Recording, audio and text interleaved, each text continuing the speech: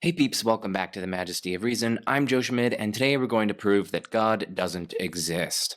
God is dead, and we've killed him.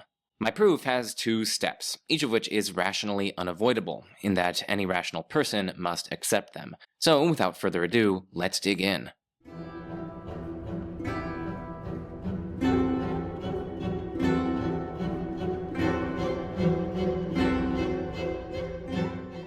As I said, the proof has only two premises, and after presenting it, I'll defend each premise in turn.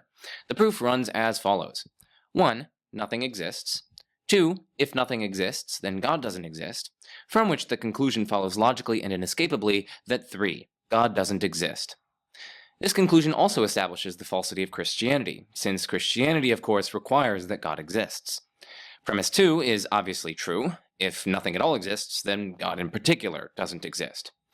Premise 1, however, might not be immediately obvious, at least to theists, who we all know are kinda slow. Thus, the remainder of this video will be dedicated to establishing its truth. So, premise 1 is the thesis of ontological nihilism, according to which nothing exists. There are no things. There's nothing. Nada, zip, zilch, as philosopher Jason Turner puts the view. I'll first argue that ontological nihilism is a consistent position, since that will diffuse many gotcha objections, after which I'll show that ontological nihilism is, in fact, true. So, you might find yourself thinking that ontological nihilism is just an inconsistent view. After all, if ontological nihilism is true, then the thought or proposition or sentence, nothing exists, is true. In which case, there is something which is true, and hence there is something, contrary to nihilism. But this argument is far too quick. It assumes that if a thesis is true, then there must be an existing thing which expresses its truth, such as a proposition, or a thought, or a sentence. But that's a monumentally controversial thesis that many philosophers, especially strands of nominalists, have independently challenged on quite forceful grounds. It seems plausible that, for instance, there could have been a world devoid of thoughts and sentences and any other representational entities. And it seems that things would still be true of that world. For instance, it's true that there are no representational entities in that world, even though there's no existing thing in that world which expresses the relevant truths.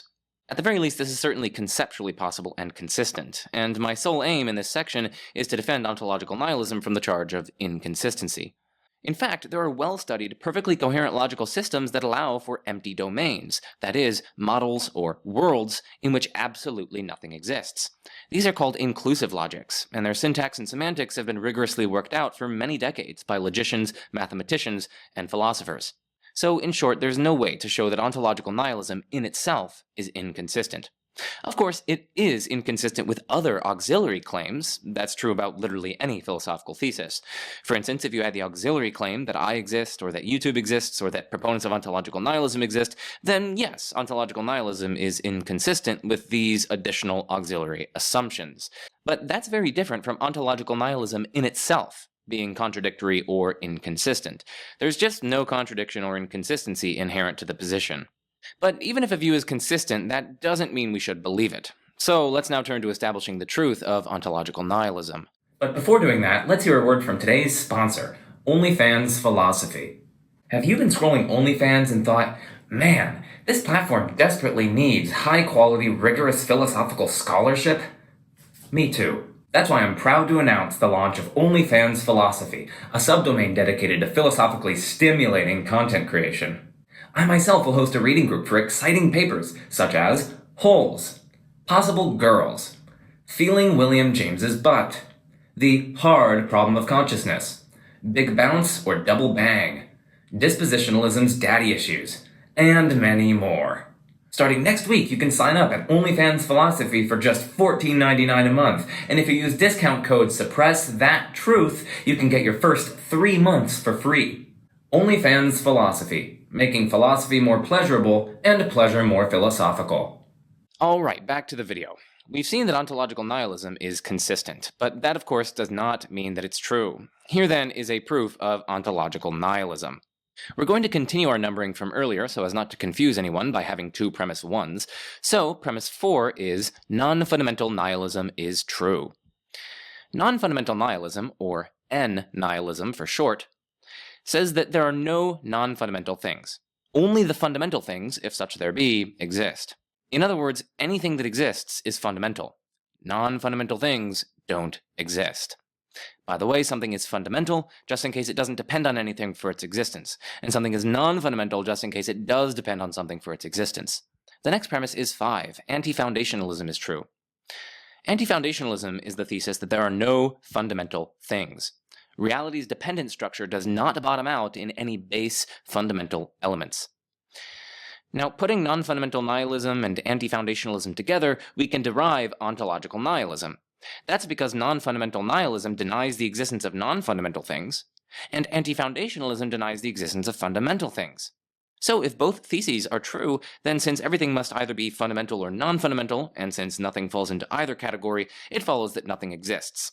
Thus we get our linking premise 6. If non-fundamental nihilism and anti-foundationalism are both true, then ontological nihilism is true, from which the conclusion follows logically and inescapably that ontological nihilism is true. So I've already shown that premise 6 is true, so all that remains to establish are premises 4 and 5. That is, all that we need to do is establish that non-fundamental nihilism and anti-foundationalism are both true. I'll take these up in turn, beginning with N-nihilism, or non-fundamental nihilism. So one reason for N-nihilism is based on considerations of parsimony. The idea is that a theory postulating only the base-level fundamental entities, but not the dependent entities, is far more parsimonious and elegant than a theory which posits non-fundamental things, and therefore the former is to be preferred over the latter. And nihilism is also motivated by the causal or explanatory exclusion argument that I presented in my video that's going to be popping up in the corner up here. It's something like, apples don't exist. If entities are non-fundamental, then they don't add any extra explanatory work that isn't already being done by other things that fully ground their existence and activity. Positing non-fundamental things therefore amounts to positing something that either does causal or explanatory work that is already done by something else, or else amounts to postulating something that is epiphenomenal, that is, that has no causal or explanatory power whatsoever. Because again, if entities are non-fundamental, then everything about them depends on more fundamental realities. And all we need to cite in order to explain the goings-on of the world are the existence and activity of those more fundamental entities upon which the less fundamental entities depend. Take the example of a rock crashing into a window. To explain everything about the world in this case, how it evolves and how it is, we don't actually need to cite the rock and the window as macroscopic entities. And that's precisely because these things would be non-fundamental. If they were to exist, their existence and activity would be fully accounted for in terms of the more fundamental things that explain them. Say the particles arranged in certain ways and governed by certain laws. And more generally, if entities are non-fundamental, then they don't add any extra explanatory work. In other words, any explanatory work that they do is already done by other things which fully ground their existence and activity. That then is why positing non-fundamental things amounts to positing something that either does causal or explanatory work that's already done by something else, or else, if you say that they don't do explanatory work whatsoever, then you're just positing something epiphenomenal. But it's widely taken to be a devastating cost of a theory that it posits explanatorily redundant or epiphenomenal entities. This is why scientists abandoned absolute motion. It was a theoretical dangler, and either explained nothing or else explained things that relative motion alone could already explain. A third reason supporting N-nihilism is the extremely powerful intuition that a non-fundamental thing is nothing over and above what it's grounded in. For instance, if we take a chair, and if we think that fundamentally it's just particles arranged chair-wise, there's a very intuitive sense in which the chair is just nothing over and above the particles themselves. Yes, we can talk about chairs because it makes our lives easier, but the chair itself doesn't seem to be an extra thing above and beyond its more fundamental grounds. If this thought is right, and it seems incredibly plausible, then even though it may be useful or convenient to talk about them, non-fundamental things aren't actually denizens of reality. They're not things we posit in addition to their grounds. There are, of course, many more reasons to accept N-nihilism. For starters, I accept it, and everything I believe is obviously true. But the motivations I presented suffice for now. Because of considerations of parsimony, elegance, explanatory exclusion, and self-evident intuitions, we've demonstrated that non-fundamental nihilism is true. Consequently, premise 4 in the argument for ontological nihilism is vindicated. Let's now turn to premise 5 in that argument, which asserts anti-foundationalism. This premise is also true.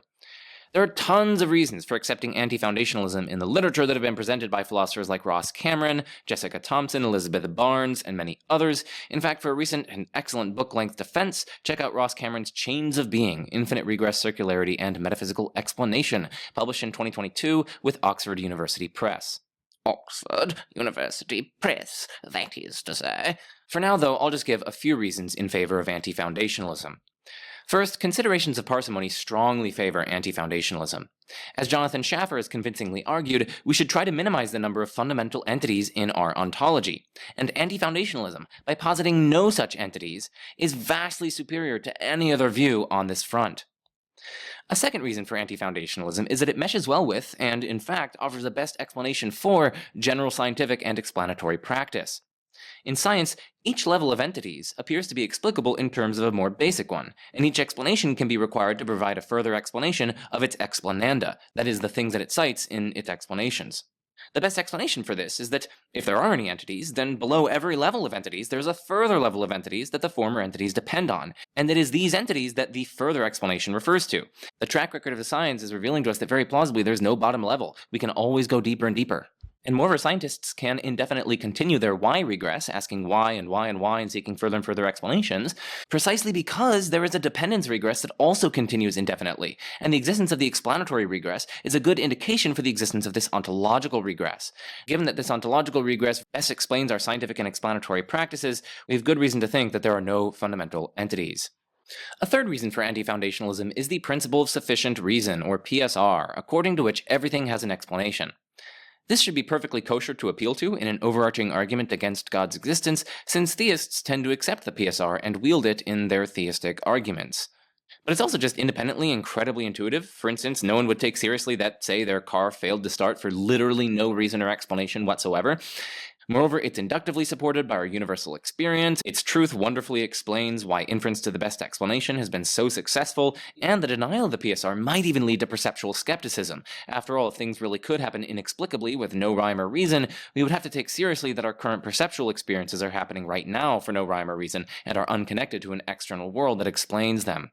So I think it's perfectly kosher to take the PSR on board in this context.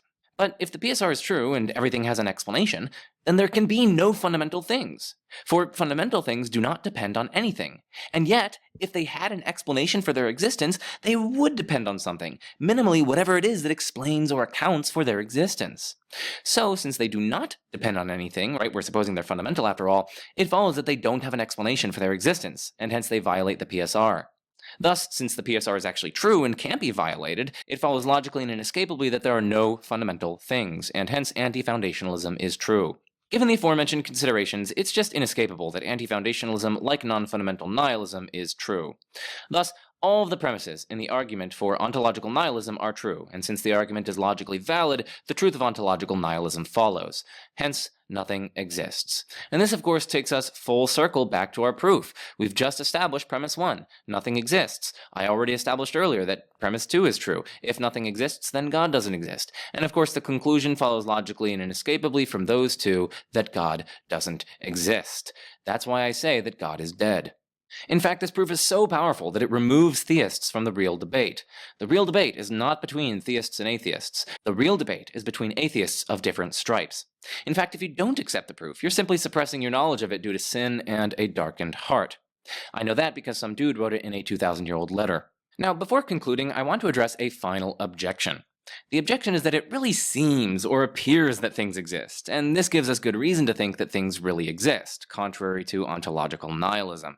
This objection, though, is pathetic. For starters, appearances or seemings are very often deceiving. It may appear or seem that the Earth is flat, but it's not. It may appear or seem that space is Euclidean, but it's not. In general, things often appear to be true or existent, even when they're not. And in fact, I've already given principled defeaters for the aforementioned appearance of existent things. In particular, the rationally compelling proof of ontological nihilism does precisely that. So this objection is not remotely convincing. Finally, you might object that appearances themselves surely exist, and that this surely refutes ontological nihilism, right? Because ontological nihilism says that nothing exists, and yet appearances surely exist. But this assumes that we should reify appearances, that we should count them among the things that exist in reality. But that's entirely unmotivated, and in fact, the proof of ontological nihilism is precisely an argument to the effect that this is not how we should treat appearances. Instead, we should simply use a primitive sentential operator, it appears that, which incurs no ontological commitment to quote-unquote entities called appearances. Sure, it's true that it appears that P, so maybe it's true that it appears that things exist, but that doesn't imply that there exists some X such that X is an appearance. This is just like any other sentential operator, right? Consider it is possible that. That sentential operator doesn't incur any ontological commitments. It is possible that P doesn't imply that there exists some X, such that X is a possibility of P or whatever. Inferring that is a straightforward non sequitur, but also it's just independently implausible that there exist entities that are possibilities. Like, where is the entity that is the possibility of a unicorn? How much does that possibility weigh? How many possibilities are there inside my fridge? Are there possibilities in the room with us right now? These are, of course, silly questions that bring out the silliness of reifying possibilities. Instead, we should just use it is possible that as a sentential operator, and the exact same can be done with appearances. Neither incurs any ontological commitments. And this also means, by the way, that ontological nihilism is perfectly compatible with all your appearances, since your appearances don't carry ontological commitments, either to their contents or to mental entities called appearances. This, in turn, only further fortifies ontological nihilism from attack. In conclusion, God doesn't exist because nothing exists. Deal with it. Nietzsche was right all along. Anyway, I hope you enjoyed my April Fool's Day video, and here's your task. Share this with your unsuspecting friends or family members as a joke of your own. You can message them and say something like, hey, I'm really starting to think God doesn't exist, and this video explains some of my reasons, or something like that. Just literally, just text them that, and you can just send them the link. You'll get a kick out of it, trust me. Oh, and let me know what you think of my argument for atheism in the comments section below. By the way, the idea of conjoining non-fundamental nihilism and anti-foundationalism to argue for ontological nihilism is not mine. It's from a recent and actually quite interesting paper published by Jan Westhoff in the journal Inquiry, offering a full-fledged defense of ontological nihilism. The author actually raises some fascinating and interesting new moves in conceptual space, and I've linked the paper in the description if you want to check it out. And oh, and by the way, Westhoff doesn't use the term non-fundamental nihilism or n-nihilism. Anywho, please smash that like button, turn on that little bell for notifications, consider supporting me on Patreon or through a one-time donation. Links to both of those are in the description. Any amount helps, and so much love to all my existing patrons who get lots of really cool exclusive goodies. And finally, what better way to end is there than, I'm Joe Schmid, this is The Majesty of Reason, and peace out.